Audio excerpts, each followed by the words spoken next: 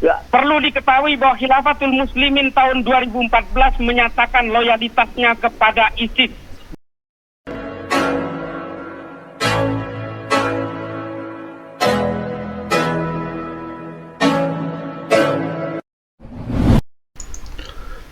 Oke, bertemu lagi di channel saya. Kali ini saya akan kembali membahas tentang konvoi khilafah ya.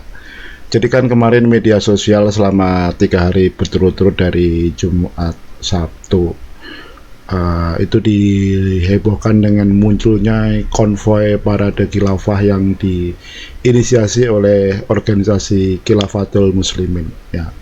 Ternyata lokasi peristiwanya itu terjadi di 3 kota, yaitu Brebes, Jakarta, dan Lampung. Dan kalau Lampung memang selama ini kan beberapa kali di sana ditangkap beberapa aktivis teroris Jamaah Islamiyah, kemudian NII, juga di Jakarta ada. Tapi kalau di Brebes ini kalau saya belum pernah dengar ya, mungkin saya kurang ikutin beritanya ya.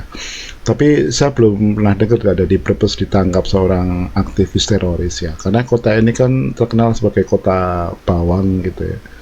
Salah satu sentra produksi bawang terbesar lah di Jawa Tengah ya. Coba kita simak ya seperti apa beritanya sambil dari Kompas ya. Ini Kompas ya. Kompas melayangkan cukup lengkap ya, karena dia ada liputan tapi juga ada talkshow-nya juga. Ya, ini berikut dari liputan Kompas. Konvoi sepeda motor beratribut Khilafatul Muslimin muncul di Cawang, Jakarta, Brebes, Jawa Tengah, dan Lampung sejak hari Minggu hingga Kamis ramai diperbincangkan. Forum Kerukunan Umat Beragama dari Ormas Islam dan Majelis Ulama Kabupaten Brebes, Jawa Tengah sepakat menolak seluruh kegiatan Khilafatul Muslimin di Kabupaten Brebes. Yang mengindikasikan tentang sesuatu yang sudah disepakati oleh jumhur mayoritas bahwa negara NKRI adalah negara daulah yang berasaskan Pancasila. Maka selain dari itu, maka apa yang telah disepakati bahwa hukum yang ada di Indonesia selain dari itu adalah tidak diperbolehkan. Ya, saya setuju dengan apa yang disampaikan oleh Ketua MUI Brebes ini ya. Dia dengan tegas mengatakan bahwa kesepakatan itu sudah sah bahwa Indonesia itu menganut Pancasila. Jadi apabila ada hukum lain yang ingin berbeda atau ingin menggantikan Pancasila itu tidak sah. Jadi dengan pernyataan ini membuat masyarakat juga lebih terang, lebih clear menyikapi masalah khilafah ini ya. Karena kan selama ini banyak sekali masih terjadi kesimpang siuran karena ada beberapa yang mengatakan bahwa khilafah itu adalah ajaran agama. Tapi ada juga yang mengatakan khilafah itu bukan ajaran agama. Jadi masih ada dua kutub yang kadang titik temunya susah banget gitu ya. Karena satu dengan alasan teologis, satunya dengan alasan rasional. Dan ini membuat masyarakat juga sering bingung, apalagi di masyarakat akar rumput yang secara literasi masih sangat kurang gitu. Nah, hal ini juga ditegaskan oleh Gus Yakut, Menteri Agama ya. Beliau mengatakan bahwa jelas-jelas mengatakan seperti ini. Di Indonesia ini sudah sepakat bentuk negara-negara kesatuan Republik Indonesia. Tidak boleh lagi ada bentuk negara di luar itu. Ya, jelas ya. Gus Yakut menyatakan di Indonesia itu sudah final. Bentuk negara kita adalah NKRI. Jadi tidak boleh lagi ada bentuk negara di luar itu, apalagi ada negara dalam negara. Jadi kalau kita perhatikan kan khilafah itu ingin membentuk suatu pemerintahan sendiri, berarti artinya mereka membentuk negara dalam negara ya. Ini kan jelas-jelas bertentangan dengan Pancasila dan UUD 45 yang menjadi dasar negara kita ya. Kalau mereka memaksakan ya artinya mereka ingin merubah bangunan NKRI yang sudah berdiri ini ya.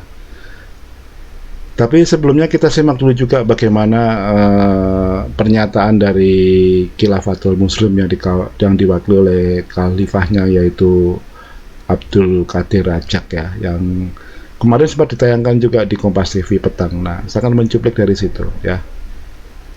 Dari pernyataan ini saya melihat dari diskusi itu ya, maksudnya ya, ada 3 hal ya. Jadi kelompok khilafah ini sekarang merombak pendekatan mereka ya. Yang pertama, mereka melakukan namanya pendekatan damai. Jadi mereka tidak mengedepankan konfrontasi fisik lagi ya. Yang kedua, mereka berusaha mencitrakan diri sebagai gerakan politik yang plural gitu, majemuk ya. Jadi merangkul semua kelompok muslim maupun non muslim ya. Yang ketiga, mereka juga menyatakan diri setia pada NKRI ya. Jadi mereka tidak menentang Pancasila dan Undang-Undang Pancasila. Nah, mungkin bagi awam juga agak bingung kok bisa begini ya gitu ya. Nah, coba kita simak dulu nih pernyataan dari khalifahnya Khilafatul Muslimin ini, dan juga ada juga Direktur Moderasi Islah Bahrawi ya. Ya, ini beritanya ya. Kita sapa, ada Islah Bahrawi selaku Direktur Eksekutif Jaringan Moderasi Beragama Indonesia, dan juga ada Pak Abdul Qadir Hasan Baraja selaku pimpinan Khalifatul Muslimin. Assalamualaikum, selamat petang Bapak-bapak. Waalaikumsalam warahmatullahi taala wabarakatuh. Saya ke Pak Abdul Qadir dulu. Apakah benar konvoi ini memang arahan dari Khilafatul Muslimin, dan sebenarnya apa tujuannya Pak Qadir? Baik. Khilafatul Muslimin bukan organisasi buatan Abdul Qadir Baraja, tapi Khilafatul Muslimin itu sistem kesatuan kehidupan bersama kaum muslimin dalam rangka menjaga keutuhan di mana dia berada bersama umat secara keseluruhan, baik Kristen maupun Buddha dan lain-lain. Ya, ini kelihatan ya. Jadi si Abdul Qadir Hasan Baraja itu menyatakan bahwa sistem khilafah ini bukan sistem yang dia bikin ya. Jadi maksudnya Khilafatul Muslim itu bukan dia yang bikin. Nah, pertanyaannya terus siapa yang bikin? Apa tiba-tiba jatuh dari langit ada organisasi ini? Dan yang kedua, dia menyatakan bahwa Khilafatul Muslimin ini organisasi yang merangkul semua golongan. Yang ketiga, organisasi ini juga setia kepada NKRI. Coba kita lanjutkan ya. Baik, seperti di zaman Rasulullah SAW ada suatu perjanjian yang disebut Piagam Madinah.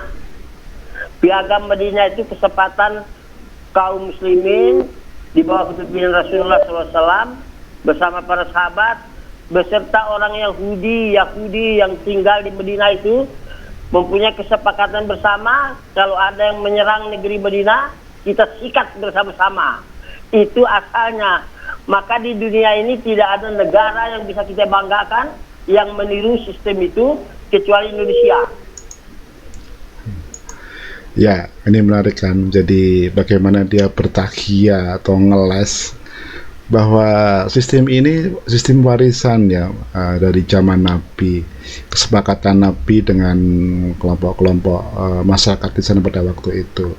Ya, konteksnya pada saat itu mungkin secara historis, sosiologis juga udah nggak sama dengan kondisinya sekarang. Tapi kayaknya si Abdul Qadir Baraja ini berusaha mendesakkan bahwa argumentasinya yang menjadi dasar dia melakukan itu gitu. Karena kalau dia tidak melakukan itu, dia dosa, katanya begitu ya. Nah, di sini ternyata langsung dibantah oleh Islah Bahrawi ya. Ya, memang pola semua organisasi yang sifatnya terpisah, segregatif seperti Khilafatul Muslimin ini memang polanya seperti itu semua. Pertanyaan yang paling mendasar adalah, kalau memang mereka ini cinta NKRI, kalau mereka ini memang tidak bertentangan dengan hukum negara di sini, tidak bertentangan terutama dengan Pancasila, terus untuk apa dia mendirikan Khilafatul Muslimin? Itu kan pertanyaan paling mendasar. Ya, kalau mereka tidak bertentangan dengan hukum positif Indonesia, untuk apa mendirikan Khilafatul Muslimin? Ini adalah pertanyaan yang menohok dan mendasar dari Islah Bahrawi kepada khalifahnya Khilafatul Muslimin Abdul Qadir Baraja ini. Ini menarik. Tapi coba kita lanjutkan lagi seperti apa dia pembicaraannya ya. Untuk apa dia harus mendaulat dirinya sebagai khalifah sementara misalnya. Sementara di sini kita punya kepemimpinan yang sah, punya pemerintahan yang sah, sudah dipilih oleh rakyat, dan ini semua berdasarkan Pancasila. Dan apa yang ada di Indonesia hari ini sudah merupakan khilafatun Indonesia. Ya, jelas ya apa yang disampaikan oleh Islah Bahrawi ini jelas, tegas ya. Untuk apa si Khilafatul Muslimin ini mengangkat khalifah, yaitu si Abdul Qadir Baraja ini sebagai khalifah sementara ya kan. Di Indonesia sudah ada sistem pemerintahan, sistem hukum yang mengatur semua, mengatur kehidupan umat beragama masyarakat kita di sini ya. Coba kita simak lagi bagaimana tanggapan dari si ini ya, Abdul Qadir Baraja tadi ya. Ini adalah kesepakatan bersama seperti kesepakatannya Ibnu Khaldun dalam Al-Muqaddimah yang mengatakan bahwa satu negara itu adalah kesepakatan bersama antara rakyat dengan pemimpinnya, pemimpin dengan rakyatnya. Lalu untuk apa Khilafatul Muslimin ini didirikan kalau memang mereka ini tidak mau bertentangan dengan NKRI, tidak mau bertentangan dengan pemerintahan Indonesia, tidak mau bertentangan dengan Pancasila? Ini kan menjadi satu pertanyaan yang paling mendasar dan misterius gitu loh. Ini yang kemudian memang takiyah-takiyah seperti ini yang selalu digelorakan oleh kelompok-kelompok separatis yang mengatasnamakan agama untuk ambisi-ambisi politik. Ya, tegas sekali si Islah Bahrawi mengatakan ini adalah takiyah-takiyah yang dimunculkan oleh kelompok-kelompok seperti Khilafatul Muslimin ini yang berkedok agama untuk tujuan politik ya. Jadi memang ini harus kita waspadai semua bahwa mereka itu memang pintar sekali melakukan argumentasi atau memberikan argumentasi yang kelihatannya logis, nalar dan teologis, tapi sebenarnya menyesatkan. Ya. Orang Islam, orang Hindu, orang Buddha di sini tidak pernah dirugikan, semua diberi kebebasan dalam beragamanya. Lalu kemudian muncul Khilafatul Muslimin mengatasnamakan pluralisme, mengatasnamakan Piagam Madinah. Ya. Lalu muncul Khalifatul Muslimin mengatasnamakan pluralisme, mengatasnamakan Piagam Madinah menjadi patokan mereka untuk mendirikan organisasi khilafah ini. Dan argumentasi ini memang sering kita dengar juga ya, bahwa mereka itu memang menggunakan seperti ini pendekatan-pendekatan atau alasan-alasan teologis ini untuk menjustifikasi gerakan mereka. Tapi dengan adanya sentilan keras dari Islah Bahrawi ini, kita jadi tahu bahwa mereka itu memang kedoknya memang seperti itu, pola-pola sosialisasi mereka seperti itu. Ini loh yang menjadi pertanyaan mendasar. Baik Pak Islah, kita tahan dulu Pak Islah. Membentuk negara dalam negara. Tahan dulu Pak Islah, kita berikan kesempatan kepada Pak Abdul Qadir. Ya. Jadi kenapa kita adakan kelompok khilafah lagi untuk mempersatukan umat Islam? Allah dan Rasulnya mewajibkan umat Islam bersatu dan mengharamkan perpecahan. Bagaimana cara bersatunya? Kata Rasulullah, zaman dahulu umat beriman bersatu di bawah Nabi. Setelah aku ini nggak ada Nabi lagi, kata Rasulullah. Lalu siapa yang mempersatukannya? Namanya khalifah, di atas sejarahnya ribuan tahun. Lalu kita tinggalkan, ini masalahnya dosa.